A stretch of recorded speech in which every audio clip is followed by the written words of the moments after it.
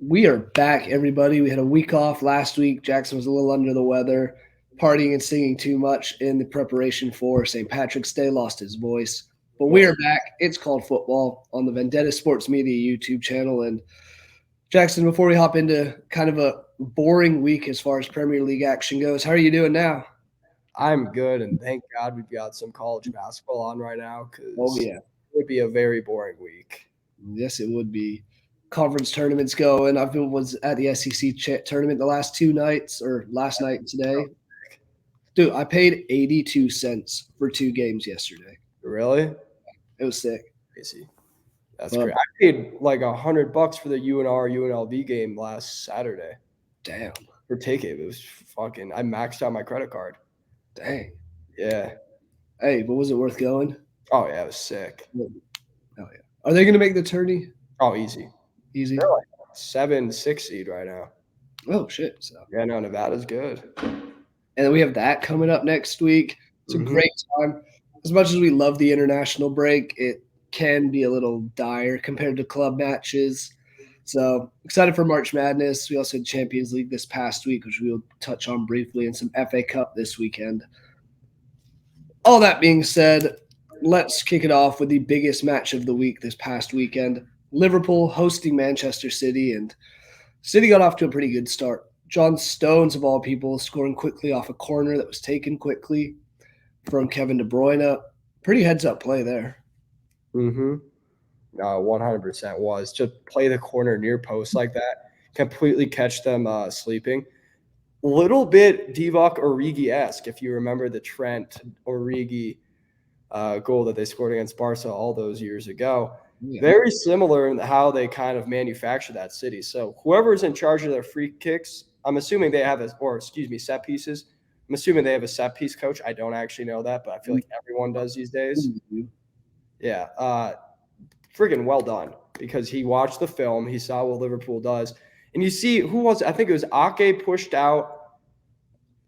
Who was it? They pushed him out of the lane, so then Stones could just walk in and finish it off. It was a brilliantly set up goal. Like, yes, it was. Fantastic corner routine. Oh, yeah. Yeah, it was a great goal. And at that point, I was thinking, oh, Man City might get away with this one and get a couple things going, get a big 3 points to top the table. A win would have seen them go top of the table. So all that on it. Alex McAllister gets a penalty or converts a penalty in the 50th minute. That's about it. It was back and forth, and don't get me wrong, it was a very exciting match. But as far as goals and major excitement, there were some chances here and there. But for it being a 1-1 draw, this was a well-worthy match.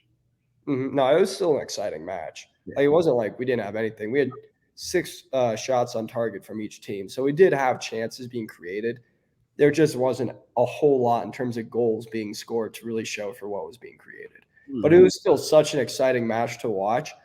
I didn't watch it live because I slept in because I was tired. So I watched the full match after the fact. My God, freaking Foden almost scoring with off his head when Kelleher came out and punched it off his forehead. That would have been crazy. Liverpool had their own chance off the frame at the very end. And then the penalty call at the end. Should we talk about that with Doku? Because why is your foot up in the air? Do you think it was a penalty? I didn't want to see it given as a penalty because I didn't think he really followed through. But why do you put yourself in that situation? Why do you have your foot up at all there? He's not going to score from there. It's going to hit his chest, and he's going to have to do something. Why put yourself in that situation? The fact that he put himself in that situation was diabolical. Didn't think it was a pen. I think it would have been so harsh to give that as a pen. But, bro, do not put your foot up, especially with your stud showing, ever in the penalty box. Yeah, for those who haven't seen it or don't know what we're talking about, first of all, go back and watch the second half of this match, especially first half even as well. But the ball gets crossed in, and Daka just sticks his leg. He's trying to clear the ball out, gets the ball, but it goes studs first into who was it? Who was? Maybe it wasn't McAllister. Who was it? It might have been. Anyway, it goes into this chest of what the Liverpool player studs up, Anywhere else on the pitch, that's given as a foul and probably a yellow card. Oh, anywhere else, yeah. And it's in the box in a 1-1 game. With like 2 minutes of stoppage time left. You could have given it. I would not have been surprised. I would not have been angry if they'd given it, but no call, which I'm also very fine with. So it's one of those ones that you just have to be smart. Oh, Or smart. You can't be just going into dangerous tackles like that. You can't be risking it, especially in a match this close and with this much on the line. No, and it was just you can never do that. Like, and honestly, if it wasn't at the very end of the game, they may have called it. That's also in the final few minutes, they may have just given it. Yeah. But I was a moment. I was like, oh, that's pretty friggin' close, man. And when I watched it live, I'm like, oh. Because right before there was a shout with Salah and Ake. I'm like, oh, get up. That was nothing. But then you have that one right after, and you're like, what are we doing? Yeah, I love talking to. I've got a couple friends that are Liverpool fans, and they were adamant both of those should have been penalties and could have been another thing. No, I like the Doku one, maybe, but the Salah one, he kind of just clipped himself and went down. The Salah one he was looking for it too. Like the Doku one was close. I'm glad it wasn't given though, because that would have been so soft. Because he didn't actually follow through with the studs, and he barely hit him. Like, he did move his foot down at the very end, but he just put himself in such a rough situation. Yeah, you're taught from a young age, don't do reckless tackles. Don't try and kick someone in the head unless you're going for a bicycle kick. Mm-hmm. He almost karate chopped him. I wonder if had he hit him in the head, if it would have been given. Oh, yeah. At that point, you have to give it. Yeah. If there's contact to the head. Because that's then intent to injure and all that, so. Yeah, but I'm glad it wasn't given. That would have been such a soft way to end the game. Mm-hmm. But if you're a Liverpool fan, I can understand why you feel a little hard done by that, because he had his foot up at his chest. But I'm glad it wasn't given. Yeah, especially considering what happened at the other team in the top of the table, which I'll touch on in a second. But, man, Liverpool, had they won this, they would have gone up to 66 points. Man City would have gone down to 62. They would have been 2 points back of Arsenal, because Arsenal, your boys, first of all, they got it done Champions League this week. Oh, my gosh, man. That a little nervy and penalties, to say the least. That reminded me so much of the Sporting Lisbon game from last week, where we went to pens, freaking lost. It was like a great Portuguese team, round of 16, in extra time. We're going to pens. I think I even said that in the chat. I'm like, this reminds me so much of that. And that game was going to penalties as soon as it got to extra time. Porto had no intention of scoring. They were always going to just not concede. That was their only. Dude, how about Pepe friggin' winding back the clock that game? He was incredible. Yeah. He was unreal that entire game. 41 years old and still playing out of his mind. He was working our attackers. Like, they couldn't do anything on him. Yeah, he looked superb. His composure on the ball, his defensive ability, everything was just incredible. For him to be doing that at that age and have the spring he has with his – he was still – yeah. Because it's not like Arsenal has a slow attack by any means. Oh, no. He was keeping up stride for stride, somehow, some way. This is what we like to see. We like to see guys we grew up watching as at the peak of their prime continue playing in top leagues. Yeah. Don't get me wrong. Whatever with Messi and Ronaldo is, they're going to do what they got to do. But, like, come on. Pepe's still competing in Champions League and in Europe's top leagues. You can still do it also. 41. So, but I would love to see Ronaldo back to Sporting. Yeah, I don't think he will. No, he won't. He'll go to Saudi and then maybe the MLS. I don't think he'll go to the MLS, though. China? Because the whole thing that happened in Las Vegas, I don't think he – remember with the whole rape allegations? I just don't – Oh, yeah. I forgot about that. I think it's pretty much a don't come back kind of deal. Yeah, okay. I don't know. Maybe he'll retire before the World Cup then. Yeah. I don't know. It sucks because his kids were born here too. So. Well, U.S. internationals. Yeah, that would happen. Saudi internationals? Yeah, they would find a way. That nation would pay them. The NIL deal would be crazy. Oh, my God. It'd be insane. come play for Saudi Arabia. Back to Arsenal. We do love, and I'll always call ourselves out. We love getting off topic to an extent. Even this was still topical, but Arsenal this weekend against Brentford, an unlikely hero in Kai Havertz, who he seems to be stepping up a lot at the moment. Mm-hmm. And say what you want about him being an unlikely hero, but this is 2 games against Brentford this year where he's come up with an 80th plus minute goal that wins him the game. He has showed up in big moments, and that header was fantastic. Like to win it like that was fantastic. And before that, I feel for Aaron Ramsdale in the error that he made because he doesn't have a lot of game time.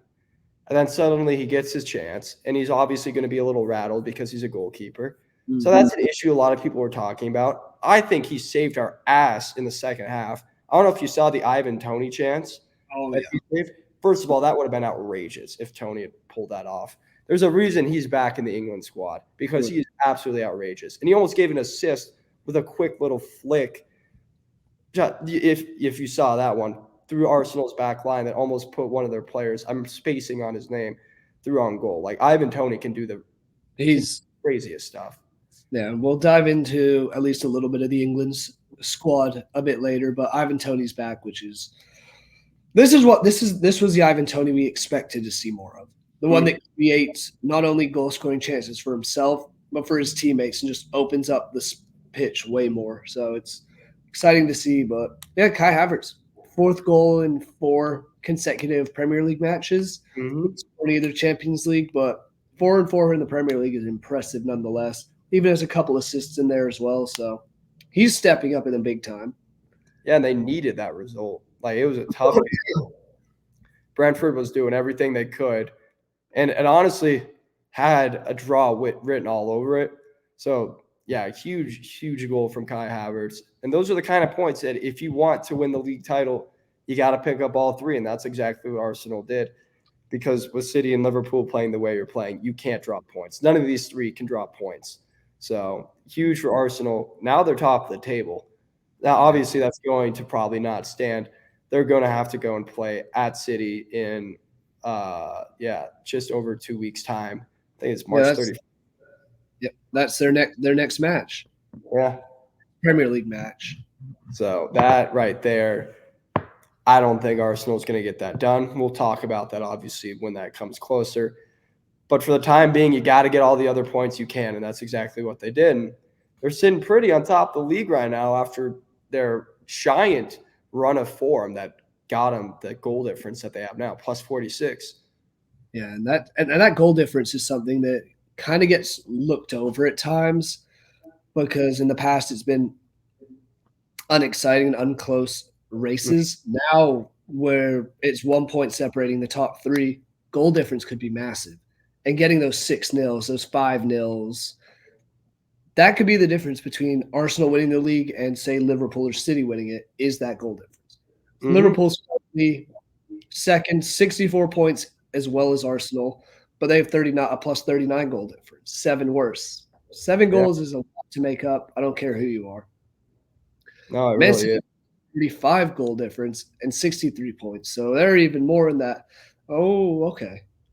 kind of zone. They need 3 points against Arsenal on the 31st. Yeah, they definitely do. But that's a game that if you're a City fan, you should be confident heading into. Pep's going to have his team ready to go. You're at home. You're going to have that energy. It's going to be a revenge opportunity for the other 2 matchups that Arsenal has already beaten City in this year. I don't think they'll make it 3.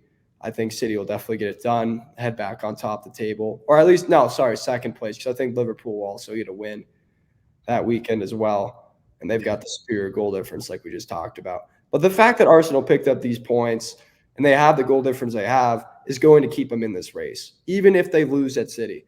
The superior goal difference plus winning all these other points in these games that they need to is going to keep them in the title. Because I do think at some point City will mess up, and I do think Liverpool will mess up. Now, I think Arsenal will also mess up. I don't think they're going to finish out the year perfect besides the City game. But it's big that they got the 3 points that they did here. Kai Havertz goal, massive, could be huge down the line. Yeah, it could absolutely. And I'm looking at the fixtures up for both these teams down the way. Some still tough matches. The team to keep an eye on that could shake this entire title race up is Tottenham. Mm-hmm. They're in fifth with 53 points, have a game in hand. So, say they win that, they'd be fourth with 56. 7 points back of Man City for third place, 8 back of the other two. But they play all three of them in Mm-hmm. 3 consecutive Premier League matches. Yeah. I'm not going to say it, but the scenes, if Tottenham was to go and win all three, or even win two of them, would shake up the entire title picture. Oh, it would. And it's something that could very easily happen.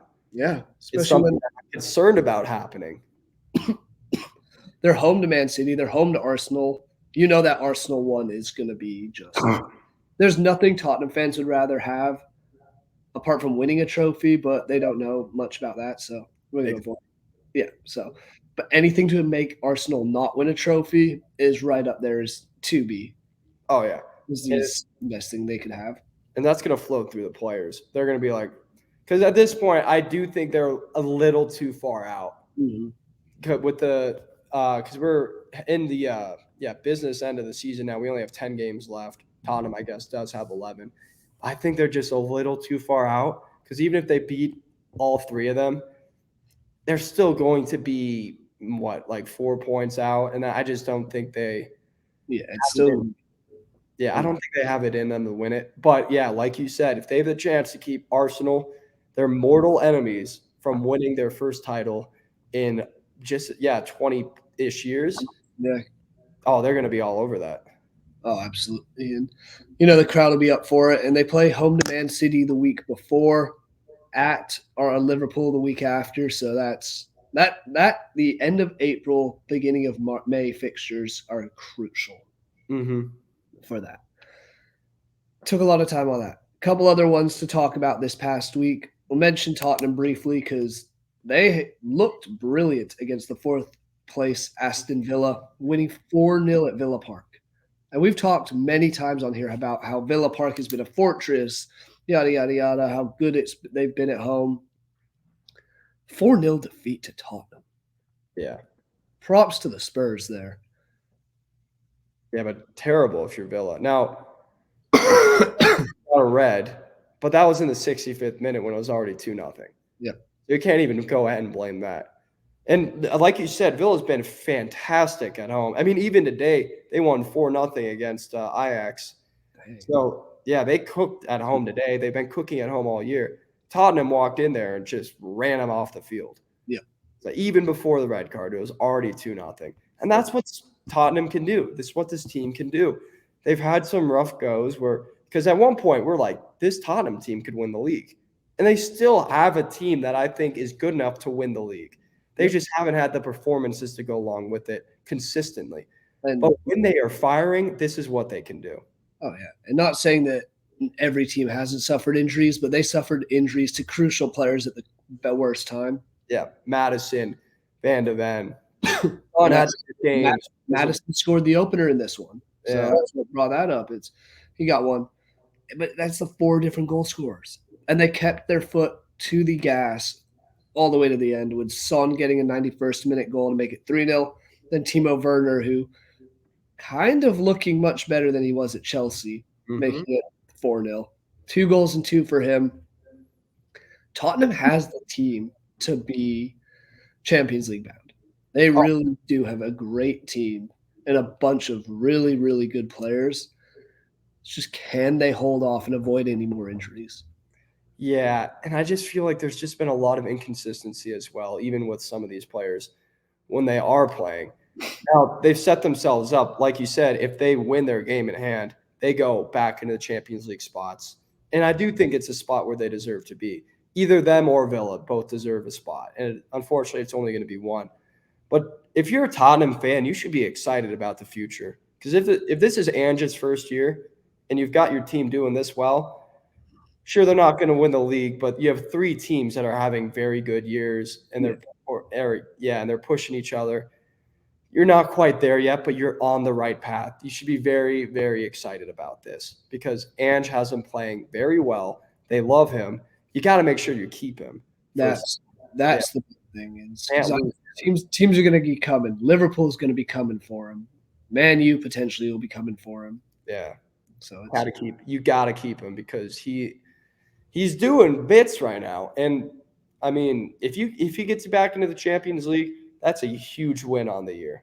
Oh yeah, because it's been a rough few years for Tottenham, and it's been rough forever for them for as trophies go. But recently, it's been, and you lose Harry Kane this last offseason. I personally thought they were going to take a drastic step back. They've got forward better. Yeah, they've gotten better. Which I mean, I guess that shows when you stop relying on one thing, maybe you get a little bit better. Even though Harry Kane was the best striker in the league, you get rid of him and you focus and you have everyone else come together as a team. This is what happens. I don't know. Maybe if Kane was on this team, they would have a chance of winning the title. I don't know. We will never know. But you got to sit here and wonder if maybe Harry Kane was actually holding them back a little bit.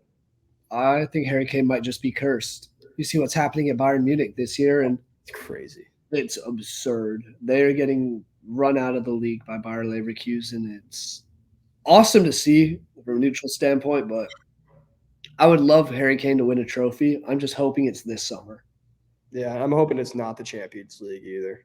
Yeah, it's going to be the Olympics when he doesn't make the Euro team. Yeah, he gets a bronze. Wait, no, Great Britain didn't even qualify for the Olympics. What am I talking about? Can they even qualify? England gets the this isn't a qualifying spot. Does Great Britain qualify, or do they give that to someone else? Well, so the thing is, there's a Great Britain. Yeah, exactly, because it's different. It's Scotland. It's everyone together. So England. So the three of them combine youth players and all that. So it never really happens. Because if England qualifies, through the U21 tournament, and they hit one of those qualifying spots, which they have before, do they go? I don't really remember. I don't think so either. No, I think Great Britain's kind of just thrown aside when it comes to this, unless it's something crazy that happens. Yeah. Who knows? We aren't there yet. So, but hopefully Harry Kane can turn it around and win the Euros. Team that's turned it around late in 2 matches this week. The only team that has played 2, I guess they had a match in hand. The almighty Bournemouth. And I'm going to start with their weekend one. This one's a little less exciting, but took on Sheffield United at home. I think we both predicted Bournemouth to win this one relatively comfortably. Yeah. Sure enough. Sheffield United go up 2-0. Bournemouth miss a penalty. Solanke, who's been on fire all season, misses a penalty. Sheffield goes up 2-0. Solanke has a goal that's ruled out by VAR. That would have made it 2-1. But they keep going. Dango Otora gets a goal in the 74th minute to make it 2-1 to Sheffield United.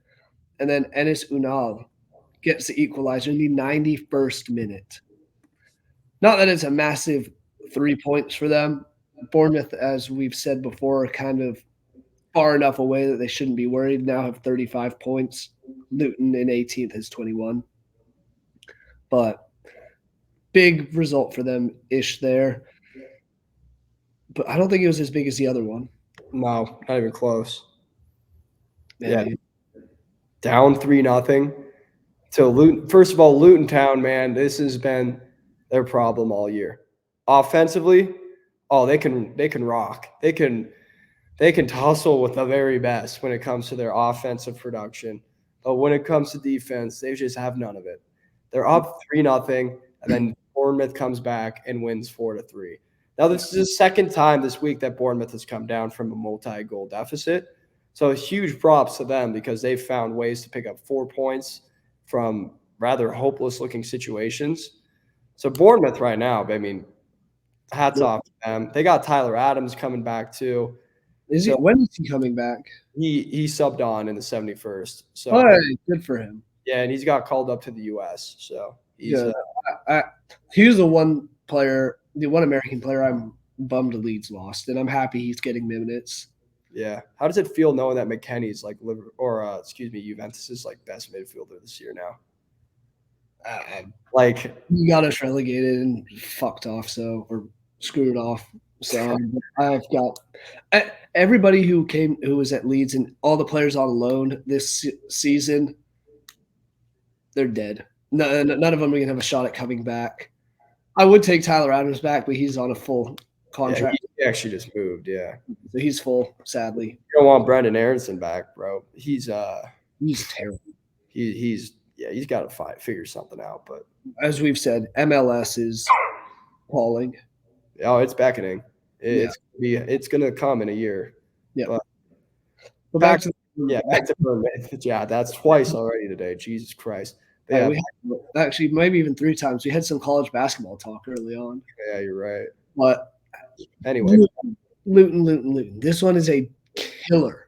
Because you get all 3 points, you would have had or I guess you'd still be at a minus 17 goal difference, which is one worse than Nottingham Forest.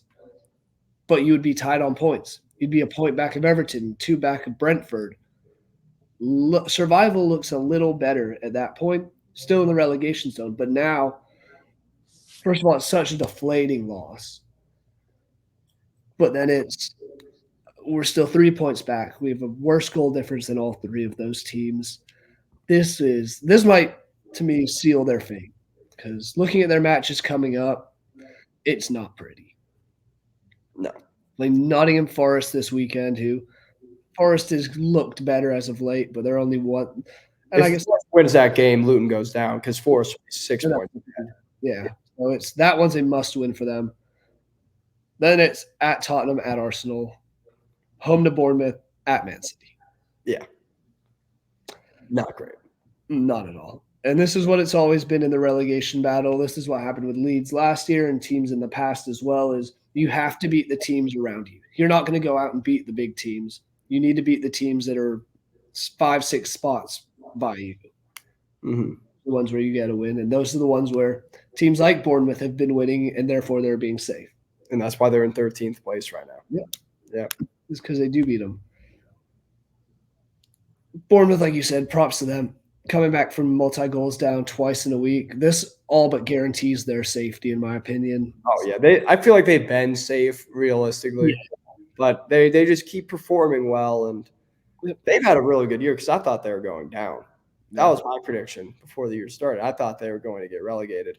So they have had a very good year. And, yeah, Luton, if they had won that game, they were up 3-0. They hold on to that. They move out of the relegation zone. Yeah. But they didn't. And there's one other game that I had written down. Do you want to talk about Chelsea-Newcastle? Or I say we might as well. Might as well. Chelsea-Newcastle, Monday afternoon, last past week. Finished 3-2 to Chelsea, but a Jacob Murphy goal in the 90th minute made it 3-2. So Newcastle kind of tried to fight back at the end there, but good 3 points for Chelsea. Oh, you're great 3 points. Still in 11th place, but no, it's still a good 3 points. Nico Jackson got a goal at the very start, which that was a nut. Did you see that goal? I did. I watched the game. That was a nice little flick on. Yeah. So that's big right there, and you get the game going. Isak scored the goal in the 43rd, which I'm trying to remember how that one happened. How did that one happen? It was – I can't even remember off the top of my head. But 1-1. Yeah. And then, Cole Palmer gets the goal, and then Mudryk got a goal, which is crazy enough. Mudryk's got 2 in 2 matches now. Right? He's 2 in 3. He didn't score against Brentford. Still, though, that's more than you would have expected based on how his time at Chelsea has progressed so far. At that point, I'm through on. Murphy gets one at the end. Game's already over. Who cares? Huge result for Chelsea. You know, obviously, again, they're probably not going to be fighting for anything next year. But you got to build. You got to get momentum somehow. And this is a great way to do it. Newcastle's a good team. Newcastle's a team that's fighting for something. So to go ahead and get all 3 points against them, that's a huge motivation or a huge motivating thing. It's something you can build on for the rest of the year. And I mean, you still have the FA Cup. They still have something, like they still have something they can compete in. So it's not like all hope is lost. And this was a good 3 points for them. Yeah, and that's what I was going to mention was why not take this good win and use it on Sunday against Leicester. Mm-hmm. We will get more in depth of the FA Cup, but this is one use the motivation and the win that you got this past weekend to do it. Also bounces off their recent struggle against Brentford, which they didn't look great. They need a late goal to get a point there, but this Chelsea team has shown signs recently more so than it has been for everything else. It has. That there is potential in this group. I mean, the 2 games against City have shown us that. Like, there is definitely potential. They just haven't quite been able to put everything together and figure it out yet. But they are on the right track, and this game is a sign of that. Yeah. Moving on to this week, there's only 4 Premier League matches because we do have FA Cup fixtures, and it was a little difficult to maybe pick out a match of the week. Ultimately, I see 2 that are viable options. We did talk a little bit already about Luton Town versus Nottingham Forest, but we went with West Ham versus Aston Villa as our match of the week, solely because it's kind of 2 teams fighting for European spots. Yeah, that's basically it.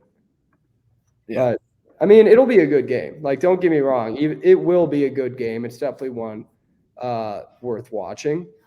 Villa right now in 4th, West Ham at 7th, separated by 12 points. It's going to be a good game. I do think it'll be a good game. It's at West Ham. I do think Villa's probably going to get the win, is what I'm thinking. I think they're going to rebound from the loss at the weekend, and they've got the momentum going from the 4-0 drubbing of Ajax today that I think is going to carry them through. Because they're fighting for their Champions League lives, so they've got to really show up and show out. West Ham, though, more than capable. I think it's a close game. I think it's going to be 2-1 Villa. Okay. I could totally see West Ham getting a point or possibly getting all 3, especially because they're at home. Yeah, I am actually going to take West Ham to get all 3. They did lose 4-1 against Villa in the reverse fixture, but that was Villa's first win over West Ham in a long, long time. Last time Villa beat West Ham, looking at it, was 2014-2015 season. Mm-hmm. So it's been a while. They did get the 4-1 win, but that was when Aston Villa was running everybody at home.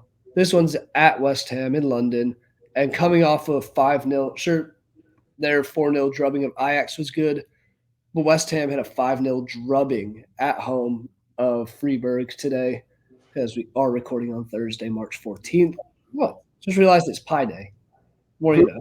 There you go. But, yeah, I'm taking West Ham. I'm going to go the same scoreline. I'm going 2-1, but I think the bubble blowers get it done. Yeah, very easily could happen. And, yeah, like you said, they smacked up Freiburg today too. So both Villa and West Ham, successful days in Europe. Same can't be said for Brighton, but they came into the day having a lot of ground to make up. Yeah. Hey, even Liverpool won comfortably. So they were already ahead like 5-1. It was bad. Looking at the rest of the matches for this weekend, like we said, only 3 others to touch over. And we mentioned a bit with Luton and Nottingham Forest. So we'll start with your prediction there. And if there's anything else you want to drop in on that one. This one's a little tough. I'm going to lean Forest. I am. But I do think they'll concede. I think it's going 3-2. Forest wins this game.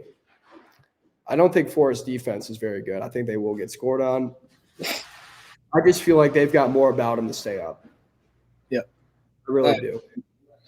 I'm going to go the other way. I think it's going to be a very low-scoring game. I think it's 1-0 to Forest. I think Luton, we know they can score goals, but at the same time, they aren't great at it at times. And this just feels like one of those fluke games that you need to win. And the Forest defense has been superb as of late. They are losing a lot, but it's only 1-goal losses. So I think they end up getting the better of Luton, winning 1-0, and Luton's officially done for, or unofficially done for. Yeah, I think that'll happen. I would have a lot of confidence in Matt Sells to keep Yeah, out goals. that's true. I don't feel confident with him in goal at all. Now, you have brought up a good point. Their defense has improved drastically in the last 3 games. They've lost all 3 of them, but they've only given Exactly. That's the issue. they have lost all 3, but it has only been 1 goal, like you've said, to pretty good teams as well. So maybe they'll figure it out, Not get that elusive clean sheet, but I don't feel good about it. I think Luton flows in attack, and I think they'll score a couple, but they will ultimately lose. Yeah, I think this could be a draw. I think it could be 1-1, but I'm sticking with my 1-0 pick for Forest. Other relegation side playing, because why would they be involved in a tie with an FA Cup side? Burnley hosting Brentford. Give me Brentford. Give me Brentford. Give me Brentford. I don't know what the score is. I'm gonna go. Let's see. Ivan Toney's got on the England squad. He scores a brace, and they win 3-1. That's a decent. I was going to say 2-0. Okay. Same. Tony. Yeah. Then Fulham Tottenham. This is Tottenham's one in hand. This is the one that they need to win to jump over Aston Villa. Do you think they get it done? Yeah, I do. Now Fulham they're no slouches. Like they're a good competitive team that could very easily cause some problems. I don't think that's going to happen. I think Tottenham's going to get a big 3 points that pushes them ahead of Villa. I do as well. I think Fulham has the chance, especially at home, but it's one of those ones that Tottenham's just been a little bit better in the last couple matches, and they actually have a little more of something to play for. Yeah, they do. That wraps up our Premier League coverage. We are only at 37 minutes, so we have some other stuff to dive into, which we will start with the FA Cup. FA Cup quarterfinals are coming up this weekend. 4 matches. Wolves versus Coventry City, the only or one of 2 non-Premier League teams left in it. Man City hosting Newcastle in the Oil Rig Derby. Chelsea, as we said earlier, hosting Leicester. And this is the match of the week. I don't care about the Premier League, whatever else is happening. Man U hosting Liverpool. Kick it off there. What do you think is the difference here, and who do you think gets it done? Liverpool. I think the difference maker is Klopp. I really do. I think they're playing for him right now. They're playing motivated. They're playing cohesively. They're doing it because he's leaving, and they really want to end this season well for him. I don't think Man U has anyone who can really score still. I just don't. I think Garnacho's the only one who's got anything about him right now. I mean, you had Højlund, but, we all know what happened there. And then, so I think it's got to be Liverpool. I really do. I think this is their competition to win as well. I really do. I'm hoping I'm wrong because I hate when teams win multiple trophies, just like City last year. But despite it being at Old Trafford, I think Liverpool is going to win 2-0. Excuse me. I agree that Liverpool does get it done and that the Jurgen Klopp effect is real. I just think that it's going to be a little closer. I think Man U and Liverpool, whenever they play, it doesn't seem to be the most exciting. I guess last year it was 7-0 when they played at Liverpool, 2-1 at Man U, and then it was 0-0 the first match this season that they've played. Still have to play another one in the league. I'm going to take Liverpool, but I think it's a 1-0, 2-1 kind of match that's honestly pretty dire on the viewer.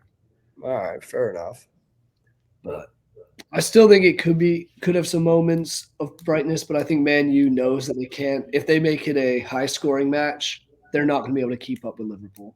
So it's one they're going to have to grind out a little bit more. We talked a little bit about Chelsea-Leicester, so just don't need to go into a ton of depth there. Leicester is the other championship side that is still in. Do they get it done and go over Chelsea? It is possible. I think Chelsea wins. I it'll be a closer game than it might look to someone who hasn't watched Leicester play this year, because Leicester is flying. Yeah, they've struggled a bit as of late. They have lost 3 of their last 6. Well, won only 2, but hey, it's one of those things. And if you saw Chelsea against another championship team, they very well could have lost that match. Yeah, Leeds right there. So it's one of those ones. Selfishly, I hope Leicester gets either a win or a draw, because that means they have to play an extra match. You're only 3 points back now. Oh, yeah. It's gotten very close.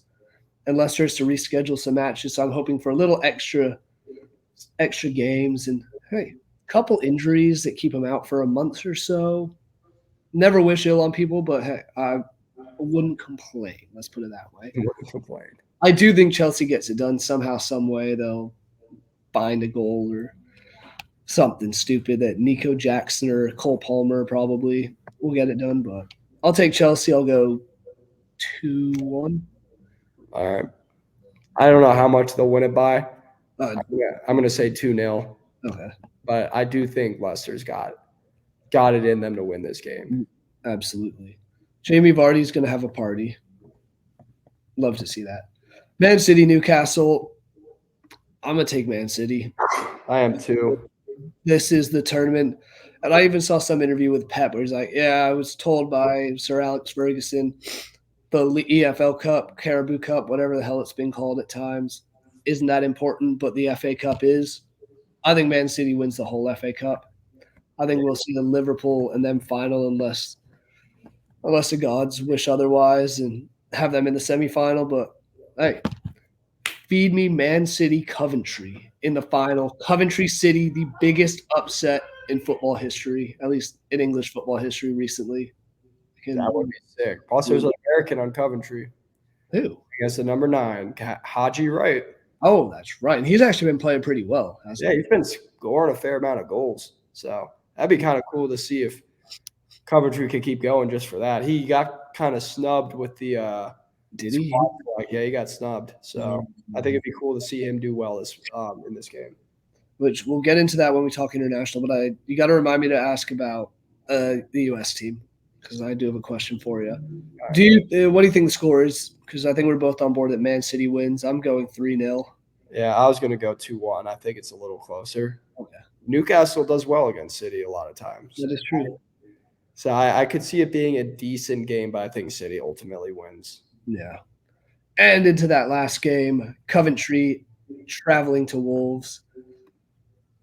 Everything in the world is telling me to take Wolves, but for reasons unknown, I'm going to pick Coventry because they're just on the outside looking in of the championship playoff. It's going to take a lot for them to get there because they still have a very tough schedule. They have to play 3 of the top 4, another couple teams that are in the playoff as of now. So, and I just think Wolves kind of finds a way to mess it up. So give me Coventry. Give it to me 1-0. Realistically, Wolves are going to win, but I'm hopeful, and I'm picking Coventry. Yeah, I'm going chalk on this one, and I'm going Wolves 3-1. But I do hope Coventry. I mean, that's the more realistic scoreline. I just, for the sake of picking, I'm picking this. Well, we need some of those. Oh, yeah.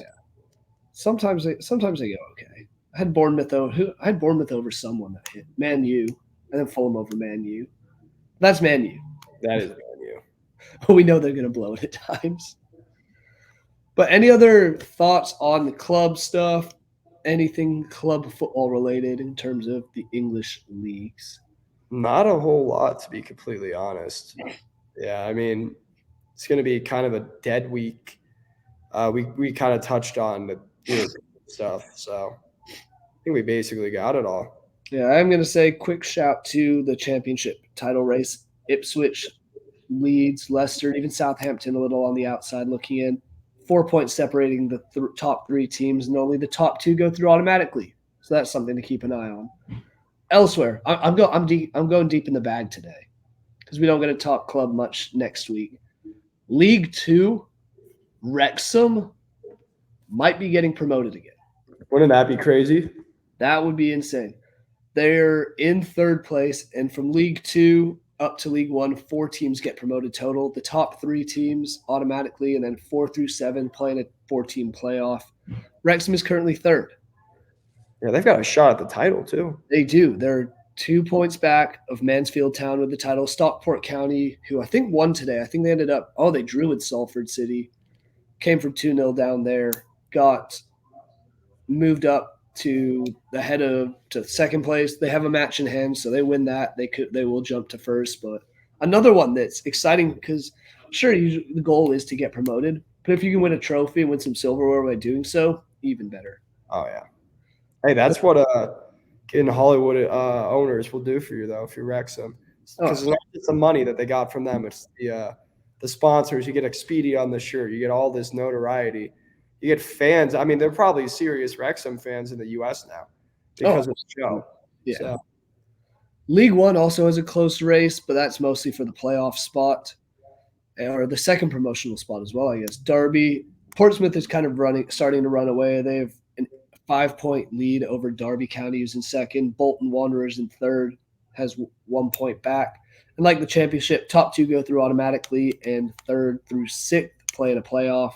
Even the playoffs race, there's 4 teams, 3 points apart. Stevenage does have a match in hand, so they might get through. But hey, keep an eye on all this random stuff. Yeah, National League's not exciting. Chesterfield has a they've got it. 23-point lead. They'll be okay. Yeah. All right, international break. I'm going to start with, just because we do talk, the English Premier League is our main source of discussion here. The England squad came out today, and there were some names that we see on it this time that I'm excited about, and names that we haven't seen recently, and names that we usually see aren't there, such as Calvin Phillips. Ben White turned down a discussion or an option to go. He said he didn't feel like he wanted to at the moment. What do you think of this England squad? Because I'm excited. Jared Bowen, Ivan Toney are back. It's going to be I think it's a pretty good squad because, like we talked about, Toney's back. So option off the bench right there. Because I think he should be the first guy off the bench as a striker after Harry Kane. So that's an exciting one to have. You have Jared Bowen, who's been fantastic this entire year. Anthony Gordon deserves his call-up. He's been deserving one, I think, for a bit. So I think it's cool to see him finally get involved, hopefully get his first cap. Yeah, he's one of 3 players that doesn't have a cap for England that's on this team. Ezri Konsa and Jared Braithwaite as well, both defenders. They don't have a cap yet. So it'd be nice to see these other guys get one going. I'm excited. James Maddison got the call-up, which I'm happy for since he has been hurt, and I thought he might not. But really, it's the attack. We've talked about how deep and how exciting this attack is. But the Ollie Watkins, the Jared Bowens, the Cole Palmers getting call-ups, the Ivan Toneys. My big question is, can any of them break through and actually break into the rotation and into the – I don't think they start because I think it's pretty set with Saka, Foden, Rashford, and Kane. But it'll be interesting. Are you surprised Jordan Henderson made the team? I kind of am. I really am. I mean, he does bring a certain leadership element, which I guess makes sense why you keep bringing him back. You know, he's what, the vice captain? Yes. Yeah. So he's theirs for leadership. So yeah, so that does kind of help, and I think he'll be at the Euros for that element right there. I do think there are players who might possibly be considered a higher quality in terms of their on-field performance and on-field ability, such as, you know, Calvin Phillips maybe, but he did have a really rough bit of form with West Ham for a little bit. That's the thing. I saw some jokes going around that Calvin Phillips has to be the only person that loses his international spot by playing more games. Yeah. It literally hurt him because as soon as he started playing terribly. Yeah. And you're also missing Trent. That's one. I don't know. I'm surprised that Jack Grealish didn't get a call up. I know he's been struggling as of late, but I'm fine with it now. I would still pick him to go to Germany when the Euros start. Yeah. The other guy, I don't think it's asking too much. And maybe I look at him a lot different, and maybe he isn't really as good as I think he is. But Fikayo Tomori, Center he back, yeah. would be on the bench at least. Because And he's one of AC Milan's yeah, stand performers, yeah. we're looking at the England defense that Kyle Walker has to be there. John Stones has to be there. I don't get the Harry Maguire, but also he does step up for England. So it's just it's frustrating, but one of those things. Lewis Dunk, I could see him being over. Joe Gomez as well. Ben Chilwell, possibly. I would love to see him there. Yeah, Tomori, I feel like he's always kind of gotten the short stick, though, when it comes to England call-ups, you know? Absolutely. No, as good as he is, the other defenders, Kieran Trippier is going to be picked over him probably. Not Reece James. No, Eric Dyer Yeah. will likely be picked over him for all the caps he has. It's one of those things that I think if Tomori gets given the opportunity, he will seize it, but he hasn't been given it so far. He has 5 caps, so. Yeah, it is a good problem to have, though, when you're able to have these debates about who should get called up. Because Solanke, you can make an argument that he maybe should get a look at some point. Yeah.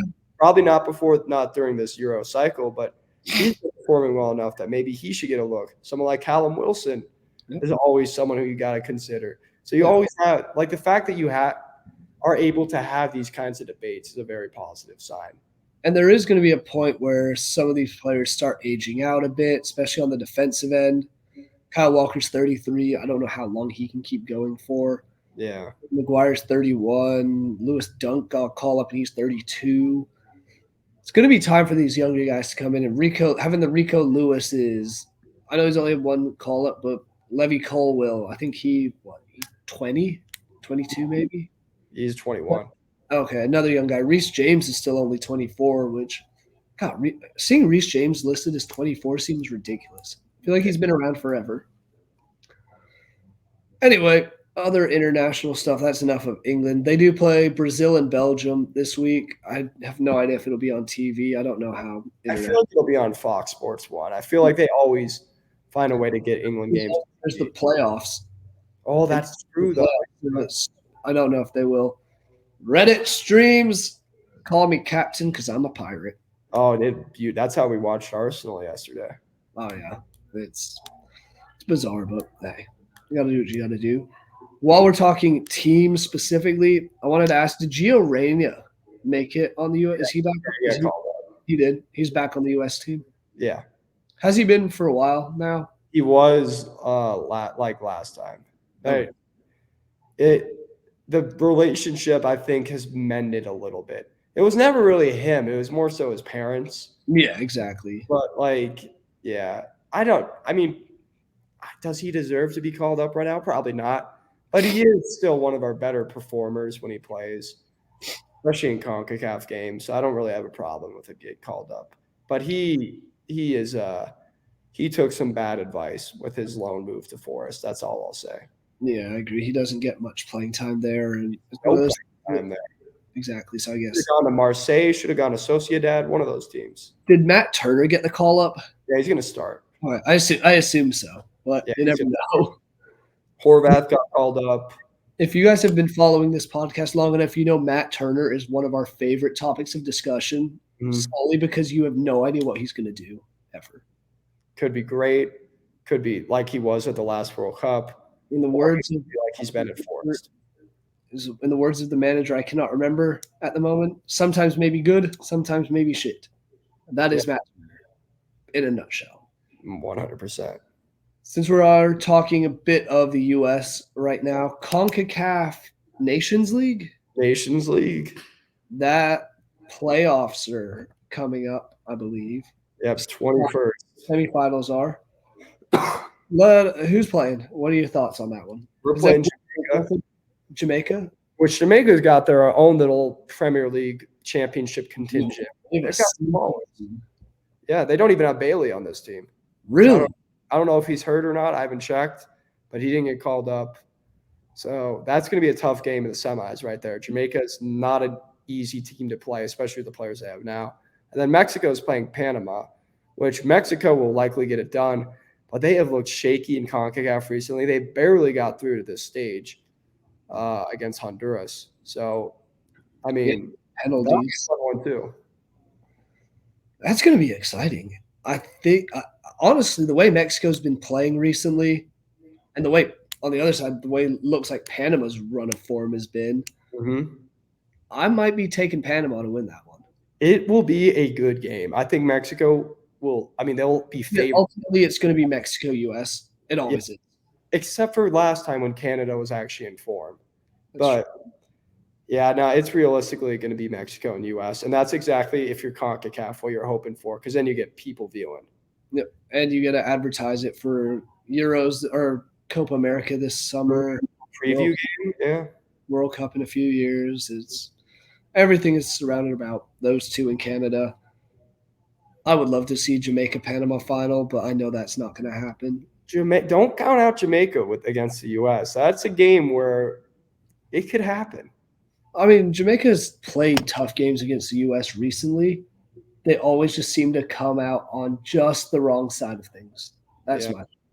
I mean, they played at the beginning of the Gold Cup this last summer when we had a very weak team, and that Jamaica team worked us, and we somehow were able to get a point out of it. That's what I mean. It's things. 2 straight draws, a couple of U.S. wins well before that. So who knows? Looks like the last time Jamaica beat the U.S. was 2019 in an international friendly. They beat us in the Gold Cup a while back. But yeah, that was back in 2015, it looks like. So you never know with Jamaica. But you're saying U.S. Mexico. I am also. Who do you think wins it? You gotta go U.S. They've won the last 2. You gotta go with it. It could be either one though. Agreed. I just think I'm with you. I think the U.S. is the better team, so I think they will get it done. Whereas one side of things, we have a Mexican team that is aging out and on the very, very drastic decline. Whereas the other, we have a young U.S. team that's riddled with upcoming talent. So I'm taking the youngsters. Yeah. Again. Back over in Europe, because we do have the Euros this summer and qualifying. After this international break, we will know the last 3 teams that will be in the Euros. Start with Path A playoff, which I need to figure out. I am nervous about this one because I'm Polish, so I am nervous. And also, but why can't I find the draw? Oh, that's qualifying. It's Poland, Estonia, Wales, Finland. Yeah. Well, yeah. Poland, Estonia, Wales, and Finland. Wales versus Finland. Who do you think comes out of this one? Because I realistically can see 3 teams that I think can go through, and I think it'll be Wales. They've got the home game against Finland, and if they win that, they're home against Poland or Estonia, likely going to be Poland. I think that might be enough to push them through. Yeah. Do you really want to come out of this group, though, is the question as well. I don't know, dude. Because the winner of the playoff A group will be drawn into Group D at the Euros. Yeah, which consists Austria. Yeah. Then the Netherlands and France. That's going to be a brutal group. Hey, better to go and get your ass beat than to not go at all. Yeah. I think if I'm leaning anyway at this moment, I am leaning towards Poland. One player can make the difference, and I think Robert Lewandowski is the difference maker, but he and Poland have not looked great as of late. That's the thing, and they're going to have to do the final probably in Wales. So I think Wales will get it done against Finland. Yeah. And I think that'll push Wales through. I'm not sure Wales beat Finland, though. That's my thing, is I don't trust this Welsh side at the moment. Just something about him seems a little off. I know they still do have good players and all, but it's Finland are slouches. I mean, they've got some. I mean, Pukki, even though he's in the MLS, can always do bits. And then you've got, I mean, Hradecki in goal. He's Leverkusen's starting goalkeeper. He is very solid. So you've got very good players on the Finnish side too. I probably should pull for Wales solely because they have about half of the lead starting 11, but I don't know. This one's a toss-up. I still think that Poland beats either of them, but I'm not convinced 100% by that. Yeah. Looking, Yeah, I think Wales will get it done. I hope Poland proves me wrong. I will say I think this is the most intriguing of the three paths. Move on to path B: Israel versus Iceland, Bosnia and Herzegovina hosting the Ukraine. Anyone but Iceland is what I want. You don't want Iceland? I'll never forgive them for 2016. Yeah, I thought 2016 was friggin' sweet. Yeah, the whole world outside of one small or a third of a small island was happy about that. Hell of a story, but I don't know. I think Iceland beats Israel, but Israel's been on the up. We see it in their youth system, so you can't count out them. Israel has been on the up, and they've got a lot to play for Yes, they do. in terms of pride. But someone else has a lot to play for, and I think they're the ones who will win this, and that's Ukraine. Well, yeah, I think we're gonna get a two war-ridden nations at the moment facing off in the final to get to the Euros, and I think it's not good that anything that's happening, and we're not here to talk about the political side of anything, but what a boost this will be for either nation. Mm-hmm. And I do think it's going to be Ukraine. I do. They've got the best squad. They've been to the Euros before as well. I mean, Iceland has, so has Bosnia in the past, but I think so. I don't even know. I know they went to the World Cup in 2014. Assuming if they, yeah. I mean, Ukraine made the quarterfinals 4 years ago. Yeah, so I think it's going to be them. Yeah, I would assume so, but you can never fully count it out. Israel has never qualified for the Euros, so that would be a cool story. I think it's still a little too early for them. They'll get there though. They're getting close. Oh yeah, and I mean, I don't hate Ukraine to advance out of their group either. They're drawn with Romania, Slovakia, and an aging Belgium side. Yeah, Ukraine could win that group. Yeah, very easily. And then looking at the third and final group, and we can kind of jump through this one pretty quick because I know very little, honestly, unless you have insight onto some of these teams. If you think I've got insight on Georgia, Luxembourg, or Kazakhstan, or better yet, Greece, you're Greece. Yeah, I don't really know who's going to come out of this one. If I had to be biased and pick one, I'm going to pick Kazakhstan. Solely because they looked like they were almost going to get through the group stage. They beat Denmark. Then who else did they beat? They beat someone else that was big. Oh, they drew with Slovenia. So they had some decent wins, but I just don't think Luxembourg's that good. I don't think Georgia's that good. And don't get me wrong, like Greece could get through, but they barely got 13 points against Ireland and Gibraltar. So. Yeah. Georgia would be cool, I think, because then we get to see Keva at a tournament. Yeah. But I'm going to lean Greece with this one. For why? I don't know, because I feel like this is a pretty even group. Yeah. And they've won the Euros before. They have, and that's why I'm going with them. A remarkable tournament in 2004. But I don't know. I think looking back at all this, it's weird because I know it has the Nations League stuff written all over it, but Georgia finished fourth in their group with 8 points. Norway was ahead of them. But since they did something in the Nations League, they get to go into the playoff. Yeah. Same with Estonia, who it seems like they knew what they were doing. Oh, God, yeah. They played 8 matches in qualifying for the Euros. They drew 1 and lost 7. But because they were in Group D and they won Group D. Yep. They get to go through, yeah. Feed me Kazakhstan, I'm taking that. But, I mean, getting into the group, Turkey, Portugal, Czech Republic, I don't know. It's very manageable for a second, maybe even third place in that group. For some of these, for Greece or Kazakhstan, it'd just be who knows. And I still don't understand how the hell Kazakhstan is in the Euros, considering its geographical. Like, I get Israel, I get Turkey. They have a small part that's in Europe, I think, don't they? Maybe they don't have a small part in Europe.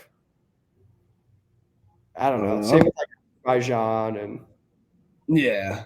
Azerbaijan's like right next to Georgia though, so that one makes a little bit more sense to me at least. I don't know. Kazakhstan, hell of a place.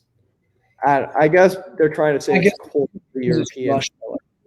Yeah, it's part of the Soviet Union, so maybe that's why. Yeah, because that's further as far east as you can It go. borders China. Yeah, freaking hell. Oh well, we're not holy. I'm barely English people speaking. Geographers. Not geography majors. We don't know the world all that well, so it is what it is. Jackson, any final points you want to make on this episode before we wrap it up? I'm all good. Me too. For us thinking this is going to be a shorter episode, this actually might be the longest one we've done, a little over an hour. So, some good talking points. Thank you guys for watching. Make sure you tune in next week for the international break, fully recap of It's Called Football. And we'll see you next time. Make sure you subscribe to the Vendetta Sports Media YouTube channel and check out all of our articles that are being written. So, thank you guys for watching. See you next time.